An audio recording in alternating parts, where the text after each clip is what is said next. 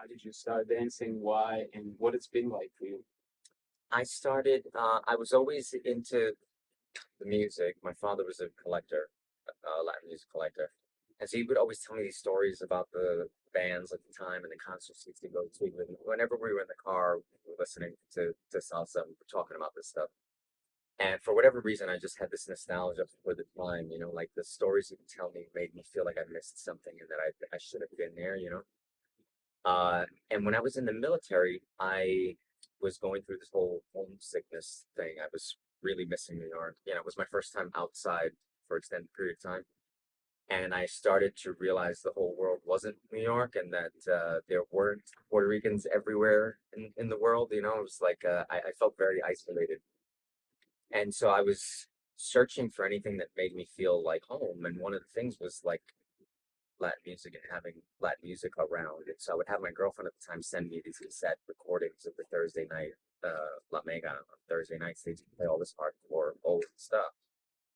And that's all I would listen to, and it just made me feel close to Puerto Rico. It made me feel close to New York. It made me feel a little better about not being home. Because I was in like Millington, Tennessee for almost a year, and then I was in Virginia Beach for a while. But so while that was all happening, I got stationed in Jacksonville, Florida for 2 months, and my father had moved out there about 2 years prior. And so we reconnected, and the whole time I was out there, we spent that time together. He left me with one of his beat up cars that I could drive back and forth from the base. And we just had this whole like as an adult, reconnecting with my father and reconnected to the things that he that were specific to him and my, you know, household relationship. And a lot of it was Latin music, and we'd spend the time because everything in Florida is an hour and a half away, right? So like Yeah. everything is like, so there was a lot of driving and a lot of singing to stuff in the car, listening to the tapes that I was getting because he didn't have those radio stations in Florida. So he was happy to hear that stuff also. My mother has, she's got vinyls that he gave her that have little love notes on them and stuff like that. And she's still got them, and like Willie Colon and Cosa Nuestra, like famous albums that we all like have in our collections now. But he's got them from the '70s stuck in my mom's closet. So yeah, that got me. I'm a martial artist since I was 9 years old. I did traditional Japanese karate. I got into Zen Buddhism when I was very young, Zen meditation. And so there's something about me expressing things with my body that's important to me, has always been important to me. And I think that the enjoying the music at that time, what it was doing to me, the way that it was fulfilling me, um, it was like I needed to, like I wanted to eat it and digest it. Like I needed to be able to express it with my entire being, right? And so it was just natural that I was moving around constantly. I was always into music, always into music, whatever it was. My first karate instructor was heavy into jazz and Motown. And so he always had that stuff playing, and I was exposed to a lot of that stuff. I grew up with hip hop. Pop music of the time was a little different. There was layers of pop music and different genres to get into. My mother was always listening to like Al Green and Diana Ross, Patti LaBelle, and stuff like that. So I had a lot of like musical uh, environment. And so music was always a big part of my life. But that moment where it was like, it's funny because when I was 13, I won a dance contest, a freestyle dance contest at a junior high school event. And I remember my first girlfriend knowing me as a dancer. Like at that time, I had these little moments in my life where I was known as something specific.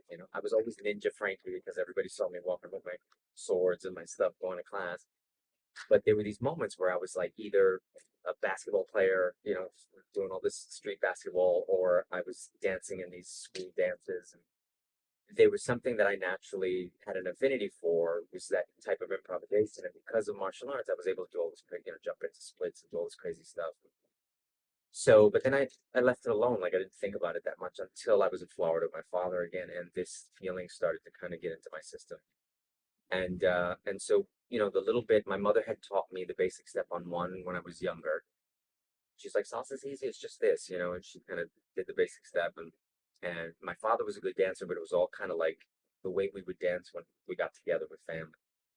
I didn't even realize that it was possible to study it in a formal way. There was this thing when I was young that you had to kind of have it in the family, and somebody had to teach you in the family, and it was something that was like very rare for you to have access to because I had never seen a salsa school at that time. And even when I was starting to get interested, I was looking in Virginia Beach for anywhere that taught it, and there was nothing. So, but what happened was I saw hanging out with my father, I saw dancers in a Florida club, and it occurred to me these people are learning this somewhere, you know. And I was like, this is structured, you know, like they're getting this stuff. They were of all different nationalities, and I was like, I have to, like, I need this in my life. So that kind of stayed in my head. I would take what I could absorb on site, and until I got back to New York and I was able to start to look for places to go. I ended up at a ballroom studio for like 8 months first because in the yellow pages it said salsa, and I went running. I didn't know that there were differences, you know. And I got there and I was like, this is not what I was really looking for. But the ballroom, you know, those places have a way of like keeping you there and having your credit card hostage for a while. So there was a guy there that Dominican guy that was teaching there, and he said, you know, I know what you're looking for. And he told me I needed to go to Latin Quarter on Thursday nights and to the Copa on Tuesday nights and watch dancers that were there. And he said, you're going to see more of what you're interested in because they were teaching me everything. And I wanted salsa, but they were teaching me foxtrot and everything up. They wanted me to be a teacher. So I started to go to those spots and hang out on the walls and watch these dancers and just kind of like, oh my God, what is going on? Just to see these beautiful women like dancing with multiple people, it was so foreign to me. Even in the ballroom studio, I had this one girl that I would practice with, and I needed her around if I wanted to dance. You know, like I didn't feel comfortable to just be able to do those things that we practiced with anyone. You know, ballroom is strangely less leadable in a broad sense. You know, it wasn't immediate that I was able to do something that I was able to do with a partner with someone else because they kind of predicate their system on teaching you one on one with a teacher. You don't get the experience of trying these things with multiple people, which ended up making a big difference when I finally found it. But so anyway, I would take what I could, you know, like standing on the wall when a merengue would come on, I would jump out there and ask somebody to dance and kind of get my feet wet and try little things.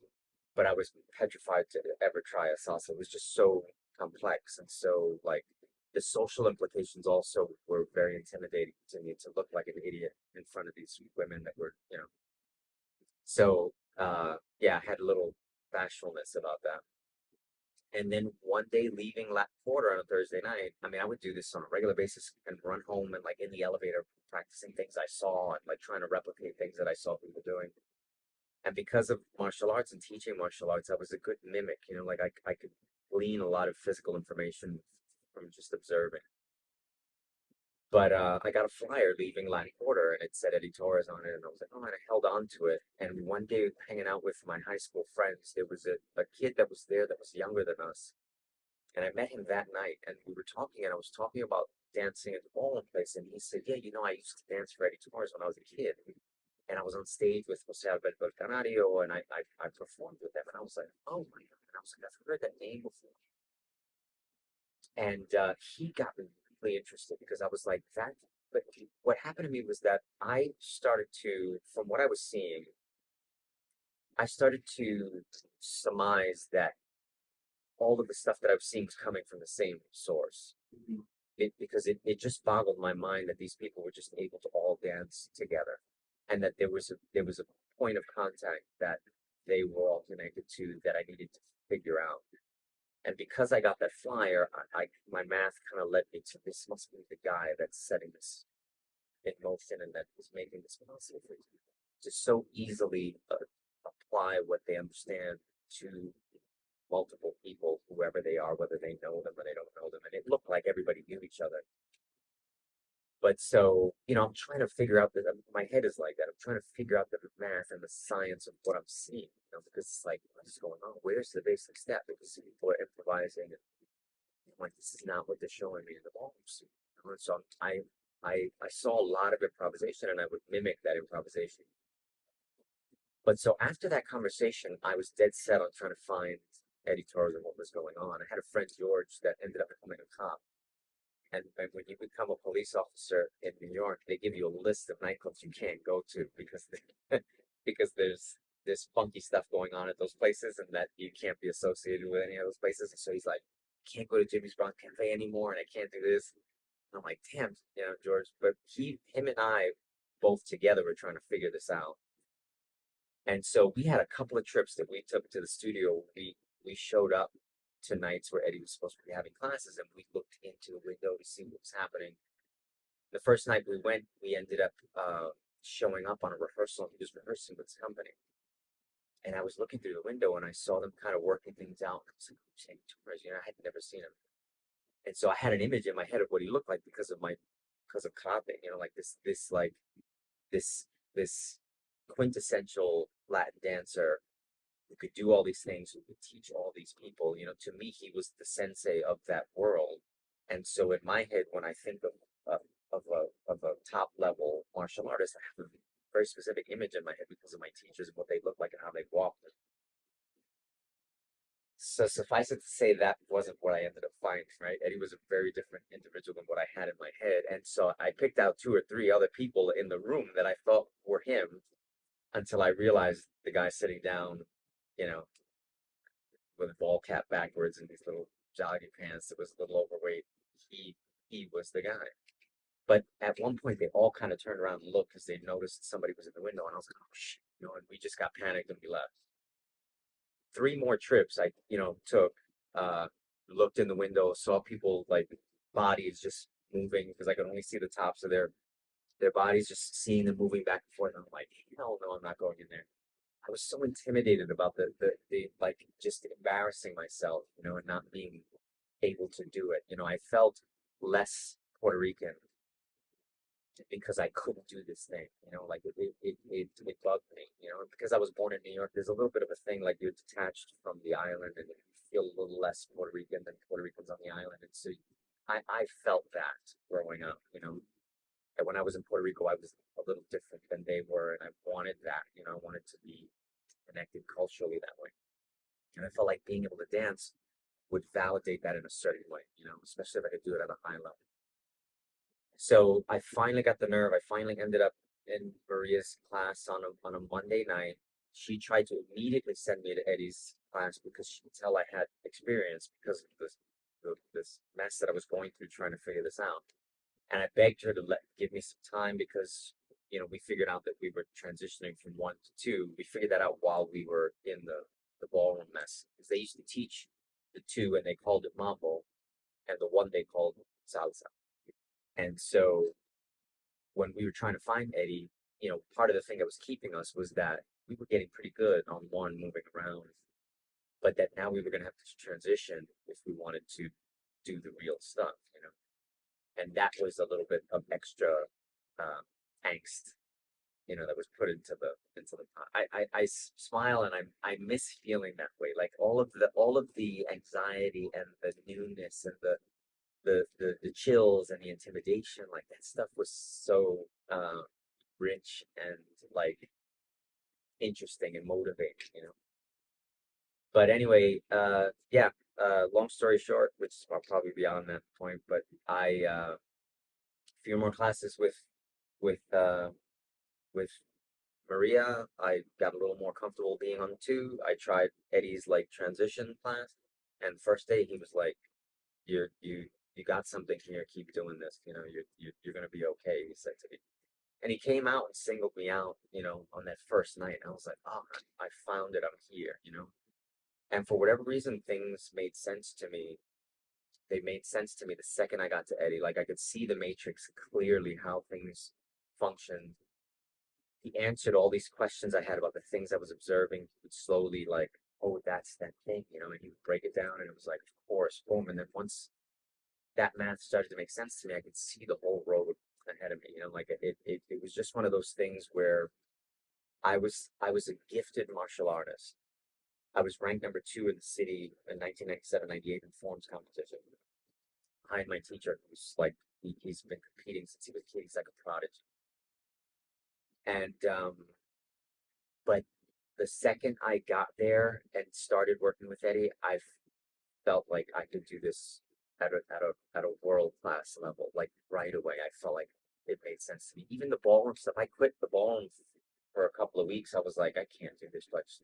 This shit is too complicated. You know, the coordination of it is too complicated. I'm not going to be able to do it. And then I kind of came back because I had a crush on the girl that they had teaching me, you know, and so I kind of came back because there was no other way to see her. And that return is what got me, it gave me enough time to make it over to Eddie's. But the second I got into Eddie's class, it just like, so it was rolling. Like it was so easy for me to digest and absorb and to make sense of, you know. And because I was such a fanatic martial artist about training, you know, Bruce Lee and like the old Okinawan masters and the way they would train, you know, hours and hours and hours a day like that. I lived like that. I thought I was a samurai until I was like, you know, 20 years old. My mother could spot me a mile away the way I walked, you know, it was like I was in it, I was living it. I didn't want to do it the way contemporary people did karate. I wanted to do it the way the old masters did it. I didn't want there to be any gap in that, you know. And so that type of discipline, that type of focus, you know, as a young man, just coming into my 20s, 19, 20, like applying that to dance, it was like immediately everybody's like, oh, you're an alien and you're a prodigy. And like, how the hell are you picking this stuff up so fast? And I was there 3 months before Eddie put me into the company. 5 months, 2 months later, I was on stage at Madison Square Garden. Like it happened so quickly. I remember because I met a young woman there that we started dating, and she was in his junior group, and she kind of gave me the 411 on everything that was going on. She was very intelligent. Um, she was like one of these little tiny Puerto Rican activists that was just really bright and really tuned in, and so she was very observative, and she had the lowdown on everything. She's the one who told me who Thomas was, and you know where Nelson taught. So these are the teachers, and this is what teach, and be careful with this, and be careful with that. And Eddie's gonna fall in love with you, and then fall out of love with you, and like she had it all. I don't know what it was, but she you know, I owe my awareness of a lot of things to her perceptiveness and you know meeting and connecting with her as I was going through this because she helped me navigate a lot of that stuff. But she was bugging Eddie, her and a friend, they were bugging, you gotta bring him into the company. We need good guys in the company, you gotta bring him in. He's like, I got a spot for him, I got a spot for him. He kept trying to because it was so fast, it was so early. And after 3 months, he's like, I want to invite you to the day I got into the company, we were warming up, I was petrified, and he announces that there's a show in Madison Square Garden that they're going to do. They used to do this on a regular basis, like El Concierto del Amor. Eddie used to get that contract yearly, or Razzmatazz, which was another company that was very prevalent at the time, that was teaching on two. They had like a franchise going on. They had different schools in different places. They would sometimes get that contract also, but the second I got in, he's like, we're doing Madison Square Garden, we're doing the concert, we are doing songs by Eddie Palmieri and La India, la la la la la la. This is the song list. These are the dancers that I want to do the show. Everybody else, you're going to take a break, and we'll call you when this project is done. And my name was on the list, you know. And so a bunch of people that were there disappeared. The second rehearsal, a bunch of people I'd never seen before all of a sudden were there. These were old dancers that were connected to Eddie that weren't in the current company, but he would call when there was a big project. All of a sudden, all these people, Amanda Stilo, Alan Diaz, an amazing dancer from the Uptown crew that Thomas, they're connected with Alan Diaz. He showed up, and the girl that I was seeing at the time, she's like, you gotta watch this guy, you gotta watch this guy. This guy can offer you something. And you know, she told me who to connect to, and she was on it, man. She had witnessed the changing of the guard, so to speak, where the that initial crew that Eddie had put together that was in that 1986, a 1986 video called Pa Bailar. I think you can find it on YouTube, but at the time it was something that we could only get from the Lincoln Center Library. You had to go into that library and check it out as a VHS. And the woman that I was seeing, we went one day, we got it, we watched it together, and it's kind of the journey of the first Latin dance company ever, which was Eddie's initial company, working on a show that Tito Puente was going to do at the Apollo in 1986. And so it culminated in the show happening, and they showed a rehearsal with Tito Puente coming in to view what Eddie had prepared. But all those dancers that were in that video, that was Eddie's like initial crop, you know? And those dancers had transitioned and they weren't around anymore. Most of them weren't around anymore, but they were in the ether, you know, and she was very aware of them and she had seen that transition moment. And so she knew who these people were. She had researched and she had seen the video before. So um, a lot of those dancers are still really great friends of mine to this day. You know, the little Thomas and Tito. There are a couple of people that stayed. Stacy Lopez of Puerto Rico is in that video. A bunch of people that some of us from the old days we know, but they got their start there in that original video.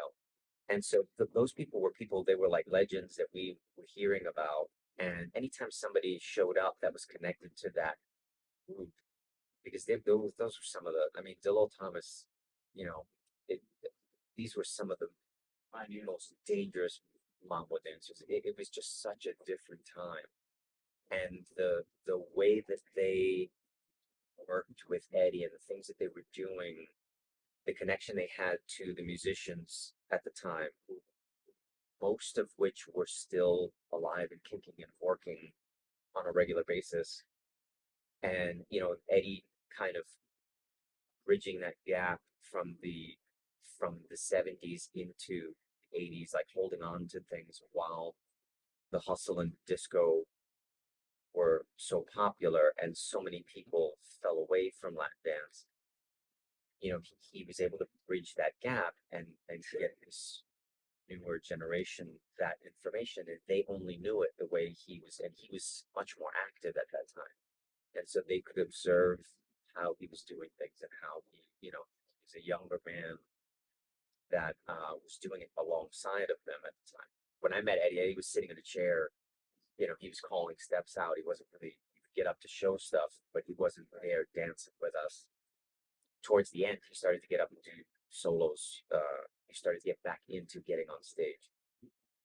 But yeah, it produced this phenomenal crop of dancers from all types of backgrounds, and they served as our like inspirations. You know, they were the stories we used to tell. They were out there. Jason Molina was actually one of those dancers because he was in the kids group, and he was like older and had graduated and was doing things on his own now at that time. And so he wasn't around, but he was one of the younger people we would hear about. Um, Brenda Bird. These are names we'll have to ultimately look up, but these are like monstrous dancers. Brenda Bird. Anywho, yeah, so we a lot of people showed up. We did Madison Square Garden. I got a taste of what it's like to be in front of an audience, and I just never stopped. It was so intoxicating, and I was so nervous.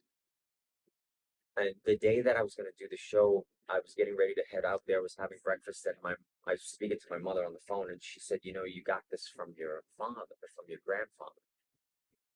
And I said, "Who grandfather?" Because the grandfather that I knew on my father's side was actually his step. He wasn't his biological father. My father's biological father was there was not much information about him. The family didn't want to discuss him. So my father was in the dark about who this person was and what he was about.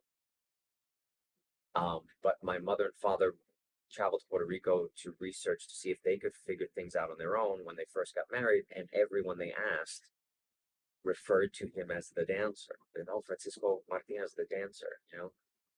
And when she told me that, my hair stood up because I did not know anything about that until the day I was getting ready to get on stage at Madison Square Garden. I'm like, oh my God.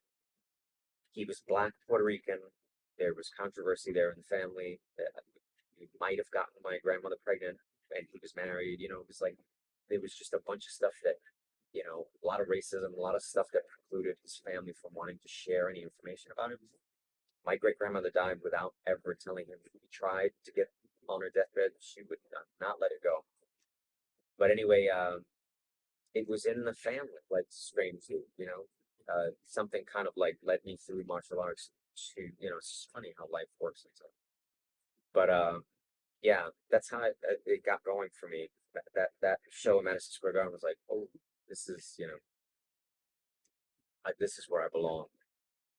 And I really wasn't as interested in performing. I was much more about the social aspect of going out there and being on the dance floor, being the baddest man on the club floor, and as much as I never went out when I was younger, like hip hop clubs were funny to me. I don't drink, and so everything was very kind of intense in those clubs.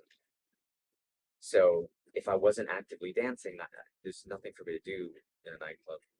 But once the dancing was there, I was like, oh man, I was addicted. So yeah, that was the start. That's the short start.